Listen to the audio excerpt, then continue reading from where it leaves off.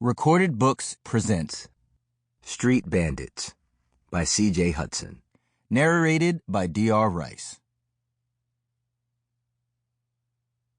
Prologue.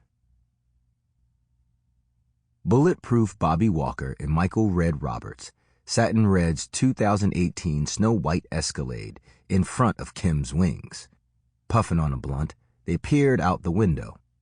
On a stakeout, both men were trying to catch up with Juice, a petty dealer from around the neighborhood, who copped from them from time to time. It was Juice who had beaten Red out of $200 2 weeks ago by paying for some product with counterfeit bills. Juice had run into Red at the bar, and when he saw that Red was slightly inebriated, he decided to make a quick come-up.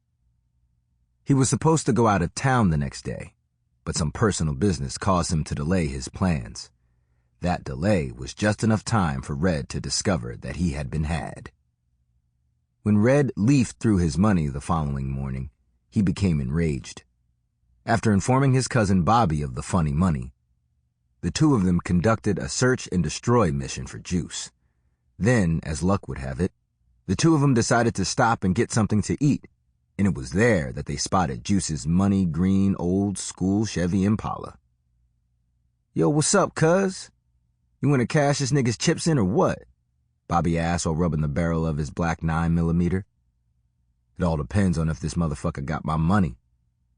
If he comes up off the men's, then I might just pistol whip his bitch ass. But if not, hey, I'll holler at that nigga when I get to hell." From their vantage point, they could see Juice standing at the counter, getting ready to gather his order. "He's getting ready to come out," Red said with excitement. "Go ahead and jump in the back seat while I creep up on this fool." After getting out of the front seat and sliding into the back, Bobby chambered around, looked at Red, and nodded. Red trained his eyes on the front door of the famous wing spot. He remained in his truck until Juice had exited Kim's.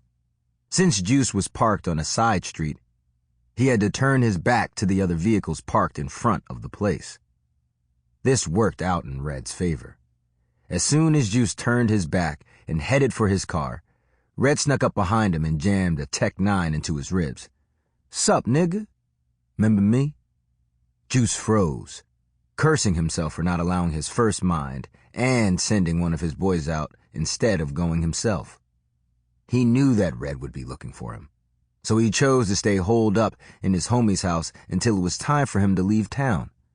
However, the Grumbellies changed his itinerary and caused him to leave the safe confines of his hideout spot.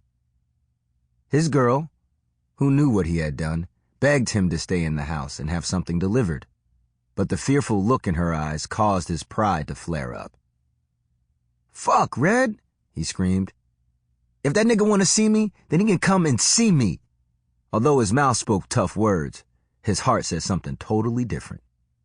He knew how Red gave it up, and he wanted no part of him. Red was a cold, ruthless drug-dealing murderer who was working his way up the cocaine food chain and would kill his own mother before he let her beat him out of $1. The fact that he was only 5 feet 8 inches tall with a short man complex made him that much deadlier. People thought he was called Red because of his skin tone, but in reality, his sister had given him the name because of his love of the long-running show Sanford and Son. Despite his age, he was a huge fan of the late Red Fox. "Yo, Red, what the fuck?" Juice asked, trying to act surprised that Red was rolling up on him. "Don't be acting all surprised and shit, like you don't know what the fuck you getting dealt with." Red spat, jamming the gun deeper into his side. "Walk your bitch ass over to that truck." For 1 second, Juice thought about running, but from what he knew about Red, he wouldn't get far before a hot slug was put in his back. "Move, motherfucker." "Okay, I'm going." When they got to the truck, Bobby opened the back door and waved Juice in with his pistol. No sooner had Red gotten in the driver's seat and pulled off than Juice started trying to offer an excuse. "I didn't even know that dope was funny money, man." Red yanked over to the side of the road. Turning around slowly, Red stared at Juice with cold, dark eyes.